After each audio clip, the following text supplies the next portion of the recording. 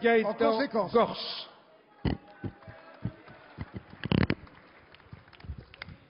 Merci, Monsieur le Président. Le Président de la République nous a dit hier qu'il n'avait pas pris la juste mesure de ce qui s'était passé en Tunisie. C'est très exactement ce que nous disions ici la semaine dernière dans cet hémicycle.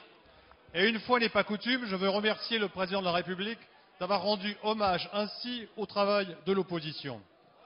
Mais j'ajouterais que si vous n'avez pas pris la juste mesure des événements, vous n'avez pas non plus pris les mesures justes, c'est-à-dire celles qui sont appropriées à la situation. Puisque Mme Alliot-Marie ne s'est pas contentée de proposer une coopération policière. Cette coopération policière qui devait s'adresser à un régime dont on a vu qu'il utilisait des moyens sanglants.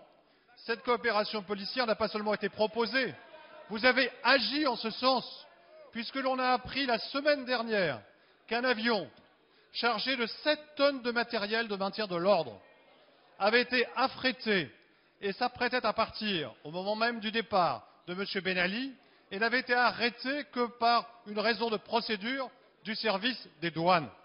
Cela veut donc dire que le ministère de l'Intérieur, le ministère de la Défense et le ministère des Finances avaient donné leur accord à cette coopération policière avec le régime de M. Ben Ali.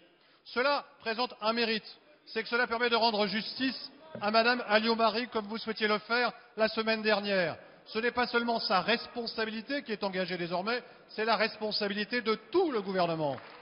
Puisque c'est bien la politique que vous avez conduit qui vous a conduit par votre aveuglement à aller jusqu'à proposer de tels moyens. Alors ma question ira au but, Monsieur le Premier ministre.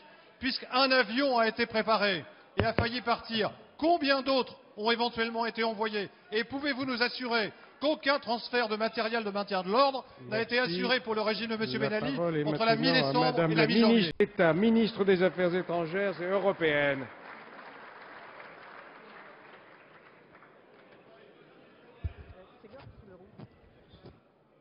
Monsieur le Président, Mesdames et Messieurs les députés, Monsieur Gorce, si vous posez des questions sur la position de la France à l'égard du régime tunisien, n'oubliez pas non plus de poser ces questions à vos amis et posez-les en particulier à Monsieur Jospin, à Monsieur Strauss-Kahn ou au maire de Paris, si laudateur à l'égard de Monsieur Ben Ali. Posez-les aussi d'ailleurs à l'international socialiste qui a attendu le lundi suivant pour exclure le parti de M. Ben Ali de l'international socialiste. Alors, je vous en prie, arrêtons les polémiques, je crois que les enjeux sont beaucoup plus importants que ça, je pourrais encore en dire beaucoup. Pour répondre très précisément à votre question, je vais vous dire que notre coopération avec la Tunisie est essentiellement tournée vers l'aide aux populations et depuis toujours. L'aide au développement, l'aide à l'éducation et à la formation, l'aide à la santé publique et l'aide au développement durable. En matière de police, c'est très clair. Nous avons, avec la Tunisie, une coopération extrêmement faible, essentiellement institutionnelle, c'est-à-dire dans le cadre d'Interpol. Nous n'avons rien à cacher en matière de coopération. Et si vous voulez davantage d'éléments, je les tiens à votre disposition.